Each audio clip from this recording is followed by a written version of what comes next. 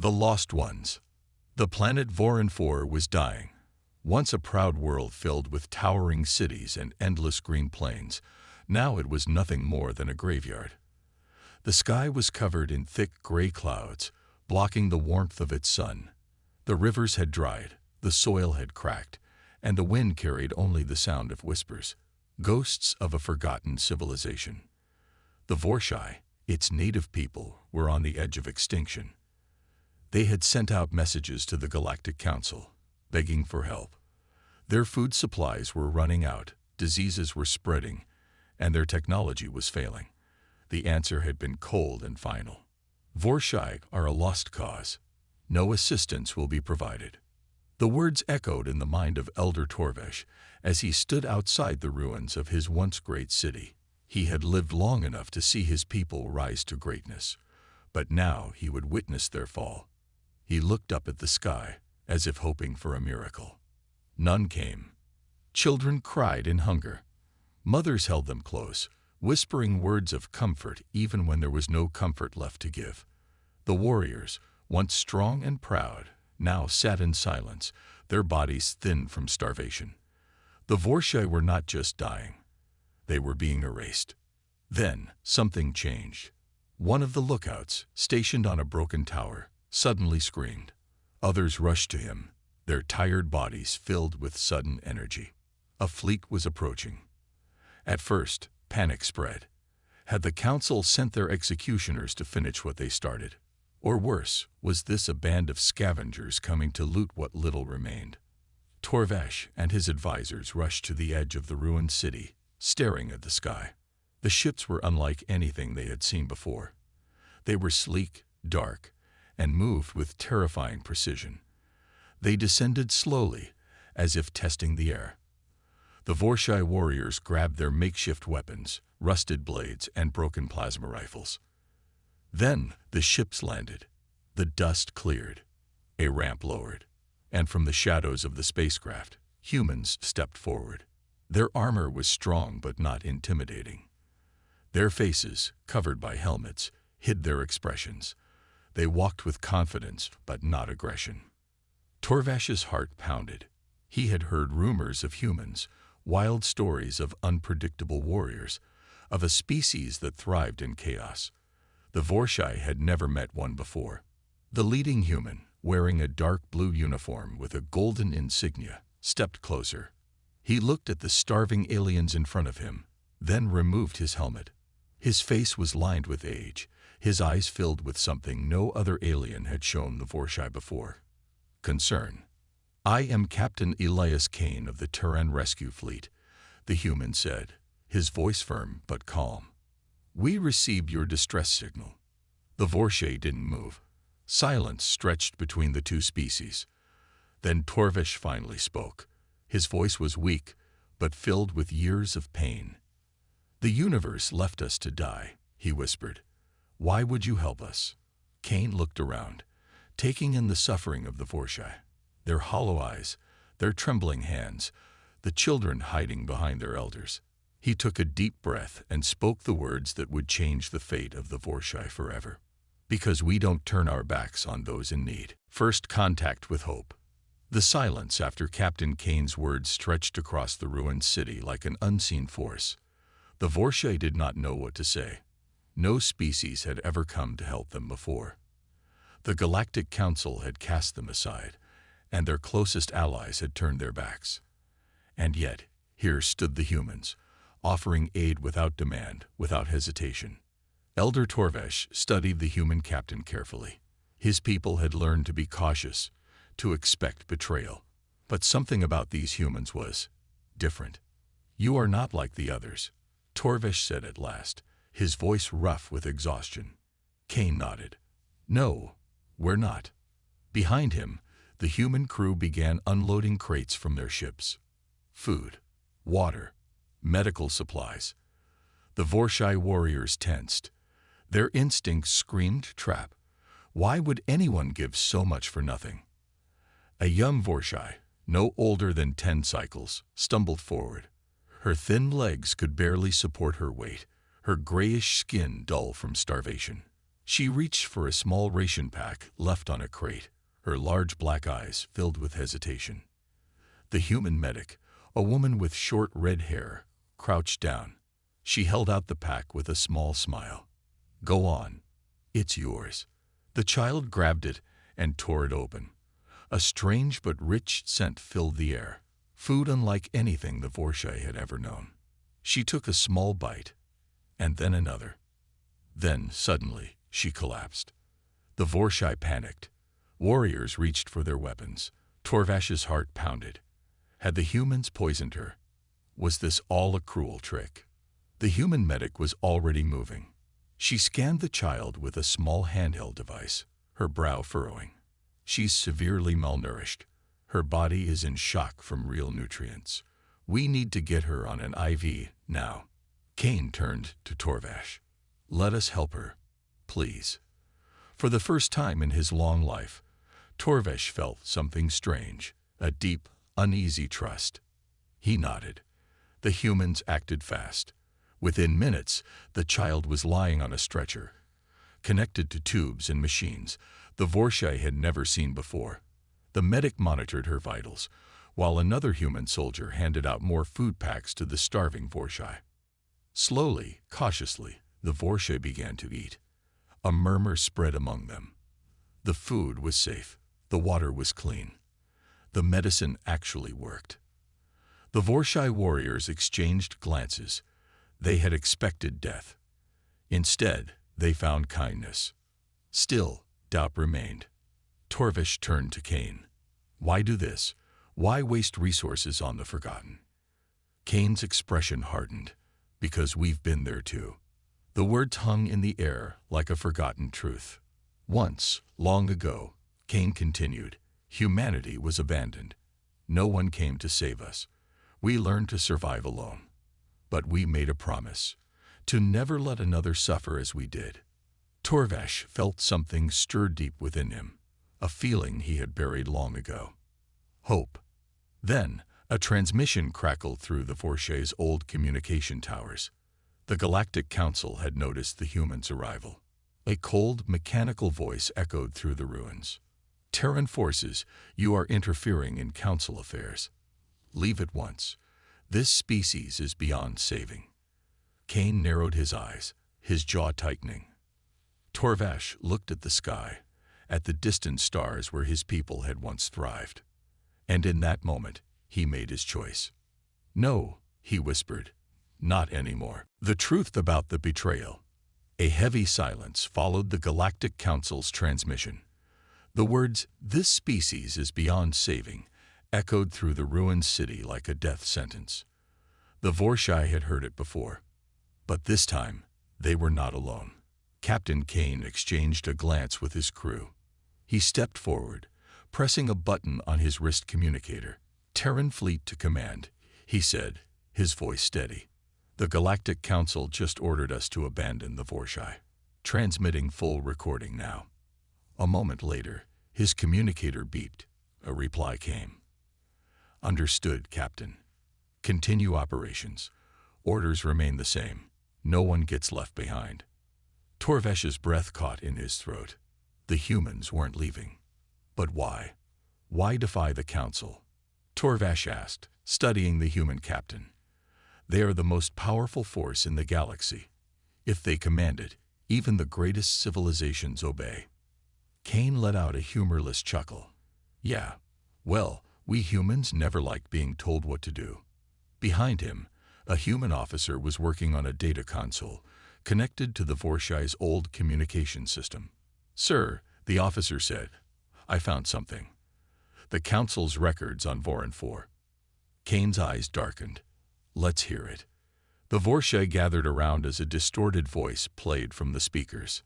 "The Vorshai homeworld is experiencing an extinction-level event. This is advantageous to Council interests. Their potential for military and economic growth threatens the current balance of power. Intervention is unnecessary. The species will fade naturally." The message ended. A cold silence followed. Torvash felt his hands tremble. The Council hadn't just abandoned them.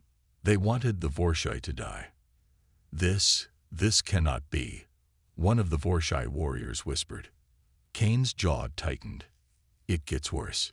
He gestured to the officer, who pulled up classified files. On the screen, blueprints of Council warships appeared, their weapons marked with dates. The same time the Voron 4 disaster began. The Council hadn't just waited for the Vorshai to die. They had caused it. A deep, burning rage settled in Torvesh's chest. The Galactic Council, the rulers of the known universe, the so-called protectors of civilization, had murdered his people in cold blood. And now, they had the audacity to order the humans to leave. No, not this time. Torvesh turned to Kane, his voice shaking. You have given us food and medicine, but now I ask for something else. He clenched his fists. Teach us how to fight. The Vorshai warriors stood taller, their eyes, once filled with hopelessness, now burned with something new, vengeance. Kane studied them for a long moment, then nodded. Then let's get to work. Training for survival. The once ruined city of Voron 4 echoed with new sounds, not the silence of despair, but the sharp crack of gunfire, the clash of metal, the shouted orders of human soldiers drilling their alien students. The Vorshai were learning to fight.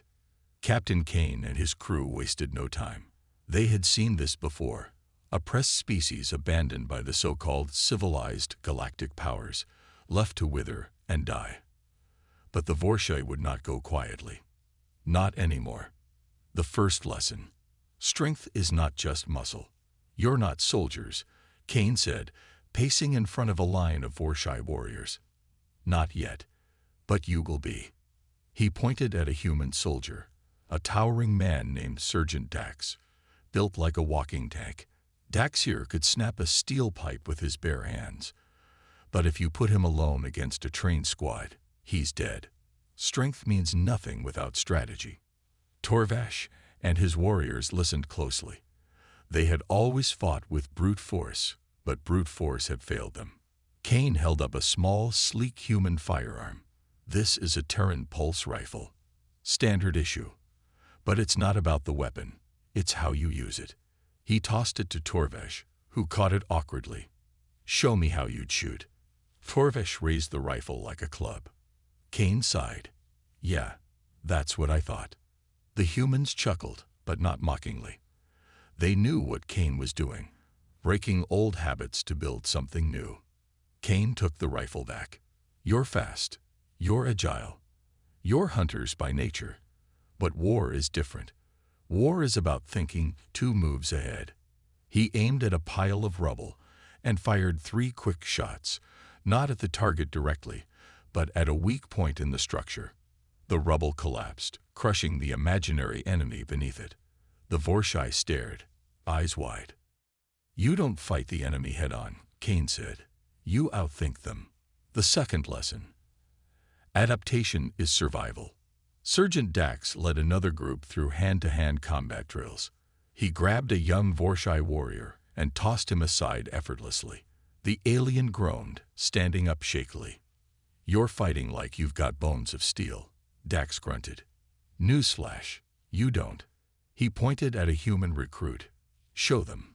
The human ducked, rolled, and struck low, using speed instead of brute strength. The Vorshai nodded. They were hunters, not brawlers. If they wanted to survive, they had to fight like it. By the end of the session, the Vorshai warriors weren't trying to overpower the humans anymore. They were dodging, weaving, striking where it hurt. Dax grinned. Now we're getting somewhere. The third lesson. War is coming. As the training intensified, so did the tension. A human officer rushed to Kane. Sir, we intercepted a transmission. The Galactic Council is sending a fleet. Kane's jaw tightened. He turned to Torvesh. They're coming to finish what they started. Torvesh's hands curled into fists. Then we make sure they regret it. The Vorshai were no longer victims. They were soldiers now. And when the Council arrived, they would not find a dying world. They would find a rebellion. The Council strikes first. The sky above Voron 4 darkened as massive council warships descended through the planet's thin atmosphere. Their sleek silver hulls gleamed under the pale light of the dying sun. To the Galactic Council, this was not a battle, it was a purge. Inside their command vessel, Admiral Xiron watched the operation unfold with cold detachment. "The humans refused our warning," he said to his officers. "Pity. Now we crush them along with these primitive survivors." He turned to his fleet. "Begin orbital bombardment. Leave nothing standing. A deadly welcome." On the surface, Captain Kane stood calmly, watching the sky burn with the glow of descending dropships. The Vorshai warriors behind him gripped their new weapons tightly, their training fresh in their minds. They knew what was coming. Torvesh stepped beside Kane, his voice steady. "We are ready." Kane smirked. "Let's see if the Council is." The first wave of Council dropships roared overhead, sleek and arrogant, expecting no resistance. They didn't even bother with shields.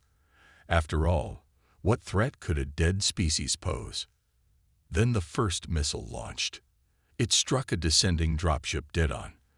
The explosion ripped it apart mid-air, sending debris crashing into another. The entire formation scattered in confusion. From the ruined city below, hidden turrets emerged, concealed beneath old rubble. The Vorshai had learned not to fight head-on. So they didn't. They fought like hunters. Ambush, deception, precision. As the dropships scrambled, human snipers picked off enemy officers as soon as their boots touched the ground. Vorshai warriors, swift and deadly, struck from the shadows, slashing through armored troopers with calculated strikes. The Council's arrogance had cost them their first wave. But the real fight was just beginning. Battle in the ruins. Alarms blared through the Council's fleet. Admiral Xiron snarled. They were supposed to be weak. His officers panicked. "Sir, our ground forces are being..." A loud boom interrupted the report. A second later, a human warship decloaked right in front of the Council fleet. The TSS Valkyrie, a Terran stealth destroyer, had been waiting. With one powerful blast, it shattered the lead Council cruiser's shields, sending it into a downward spiral toward the planet. On the surface, Kane's communicator beeped. "Valkyrie in position," came the voice of the ship's captain. "Let's give 'em hell." The Vorshai watched in awe as the sky erupted with fire. For the first time in history, the Galactic Council was losing. Humanity's price for war. The battle raged on across Voron 4. The skies burned with Council warships crashing from the surprise attack. Smoke rose from the ruined city as human-trained Vorshai warriors ambushed the enemy with ruthless precision. But the war wasn't over. Inside the command vessel, Admiral Xiron seethed. "The humans are more troublesome than expected," an officer reported. Xiron's mandibles twitched in anger. "Troublesome," he repeated, his voice a dangerous whisper. "They have humiliated the Council." His four-clawed hand slammed onto the command table. "Deploy the Annihilator Protocol. If Voron 4 cannot be controlled, it will burn." A hush fell over the bridge. No species had ever survived the Council's Annihilator Protocol. It was genocide, pure and simple. A desperate plan. On the ground, Captain Kane's communicator flashed red. "Sir," his comm officer said, voice tense, "the Council's preparing something big. We're picking up energy spikes from their lead ship." Kane swore under his breath. "They're about to wipe the whole planet." Torvesh, listening nearby, stiffened. "We have to stop them." Kane exhaled. "Yeah, no kidding." He turned to his troops. "All right, listen up. We can't outgun them, but we can outthink them. We're taking the fight to their ship." A ripple of shock passed through the Vorshai ranks. Attack a Council flagship. Suicide. But the humans weren't backing down. "Sergeant Dax," Kane called, "get our stealth team ready. We're boarding that ship." Torvesh stepped forward. "We're coming with you." Kane hesitated. "Your people just learned how to fight." Torvesh cut him off. "And we learned from the best." Kane smirked. All right then, let's go save a planet. Storming the beast. Under the cover of darkness, a stolen council shuttle slipped through enemy defenses. Inside, Kane, Dax, Torvesh, and a team of elite human and Vorshai warriors prepped their weapons. The plan was simple. Get inside the council's flagship, disable the annihilator protocol. Get out alive, if possible. As the shuttle docked, Kane took a deep breath. This is it. The doors hissed open, and the fight for Voron 4's survival began. The reckoning. The air inside the council flagship was thick with tension. The moment the stolen shuttle docked, Captain Kane and his team moved fast. They had minutes before security detected them. Torvesh gripped his weapon tightly. He had fought on the ground in the ruins of his home, but this was different. They were in the enemy's heart, surrounded by walls of metal and soldiers trained to crush rebellion before it could start. Dax tapped his helmet's comm.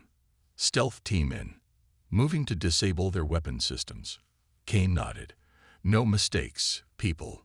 The second they realize we're here, we're dead. The group split up, human and Vorshai fighters moving like shadows through the dimly lit corridors. Every second counted. The core of destruction. Deep within the flagship, the annihilator protocol hummed with energy. It was more than a weapon. It was a planetary executioner. A single activation would unleash a shockwave of plasma fire, incinerating every living thing on Voron 4. Admiral Chiron stood before the console, watching the power levels rise. "Sir," an officer reported, "the weapon will be ready in 5 minutes." Chiron nodded. "The humans may have delayed us, but they will not stop us. End them all." Just as he reached for the control panel. Bang! A single gunshot rang out. The officer collapsed, a hole through his chest. Alarms blared across the ship. Chiron spun around just in time to see Kane and his strike team storming into the control room. The final stand. Blaster fire erupted in all directions. Kane ducked behind cover, returning fire as Vorshai warriors rushed the enemy with precision strikes. Dax tackled a council soldier, slamming him against the console. Sparks flew as the system malfunctioned. Torvesh and his warriors fought like ghosts, slipping between the towering, armored elites and striking where it hurt most. But the council forces were many. For every enemy they cut down, 2 more took their place. Then, in the chaos, Chiron lunged. His massive form crashed into Kane, sending the human captain slamming into the floor. "You think you can defy the council?" Chiron snarled. His claws wrapped around Kane's throat. "Your kind is nothing." Kane gritted his teeth, his vision dimming. His hand scrambled at his belt. Then he found it. A plasma blade.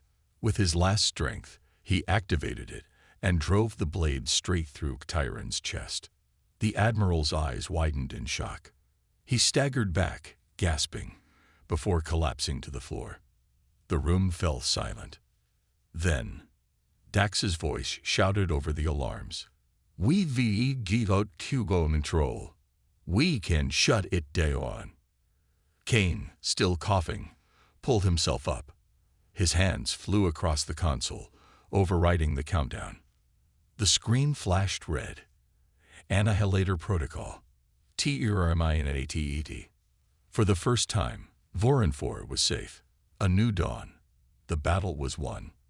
With their admiral dead and their ultimate weapon disabled, the Council fleet retreated in disgrace. On Voron 4, the people who had once been left to die stood victorious. Kane looked over the ruined city, now filled with hope instead of despair. Torvesh stood beside him. "The Council will come back," he said. Kane nodded. "Let them." He glanced at the trained warriors, the hidden defenses, the human allies standing firm. They won't find the same planet they abandoned. Torvesh grinned.